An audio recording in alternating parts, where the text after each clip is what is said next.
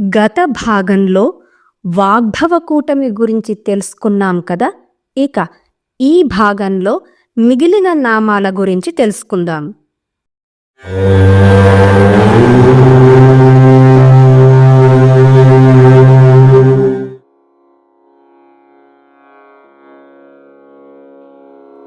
శ్రీ లలితా సహస్రనామంలోని 86వ నామమైన కంఠాధః కటి పర్యంత మధ్యకూట స్వరూపిణి అంటే అర్థమేమిటో చూద్దాము.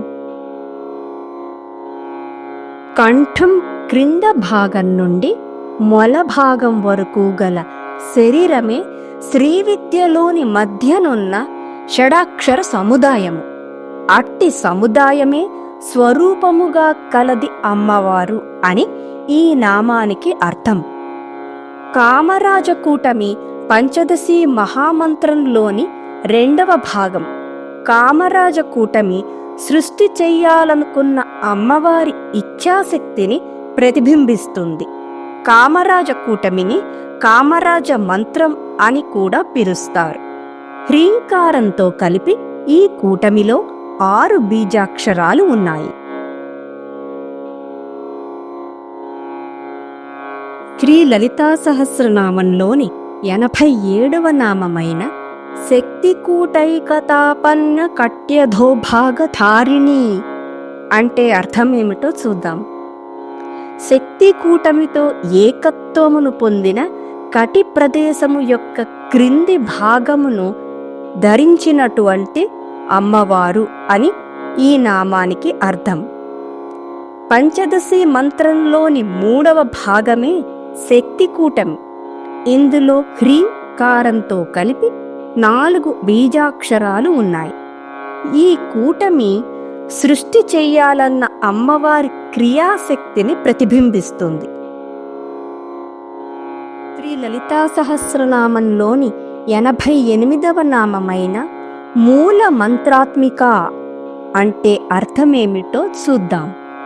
పంచదశి మహామంత్రమే స్వరూపముగా కలది అమ్మవారు అని ఈ నామానికి అర్థం. అంటే మూల మంత్రమే అమ్మవారు అని అర్థం. మనకు చతుర్విధ పురుషార్థాలను సిద్ధించుటకు పంచదశి మంత్రం మూలమగుటచే ఈ మంత్రానికి మూల మంత్రం అని పేరు వచ్చింది. అటువంటి మూల మంత్రాన్ని అమ్మవారు స్వరూపముగా కలిగి ఉన్నారుట. శ్రీ విద్యోపాసకులకు గాయత్రి వంటి పంచదశి మంత్రాన్ని మననము చేయుటచే మననము చేసిన వానిని ఈ మంత్రం రక్షించును. సంసార బంధనముల నుండి రక్షించి ఆత్మ సాక్షాత్కారమును కలిగించును.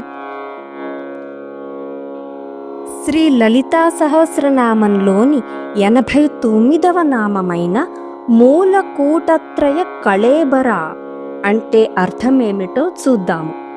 మూల మంత్రము యొక్క కూటత్రయమే శరీరముగా కలది అమ్మవారు అని ఈ నామానికి అర్థం కలదు.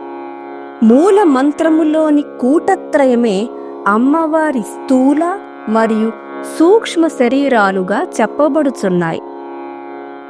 88 మరియు 89వ నామాలలో మూల అనే శబ్దానికి కామ కళాక్షరమైన శ్రీ అని అర్థం కలదు. అంటే ఇక్కడ షోడశి మంత్రం గురించి చెప్పబడుతోంది. శ్రీ లలితా సహస్రనామంలోని 85వ నామం నుండి మొదలుకొని పంచదశి మంత్రాన్ని వివరించడం జరుగుతోంది. 89వ నామం యొక్క మిగిలిన వివరాలను వచ్చే భాగంలో తెలుసుకుందాము. చూశారు కదండి ఈరోజు వీడియో. ఈ వీడియో మీద మీ అభిప్రాయాన్ని కామెంట్ల రూపంలో తెలియజేయండి. మీకు ఈ వీడియో నచ్చినట్లయితే లైక్ చేయండి. మరింత మందితో ఈ సమాచారాన్ని పంచుకోవాలనుకుంటే షేర్ చేయండి.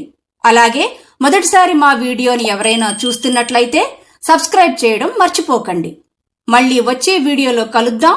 అంతవరకు మీ వద్ద సెలవు తీసుకుంటోంది మీ మానస.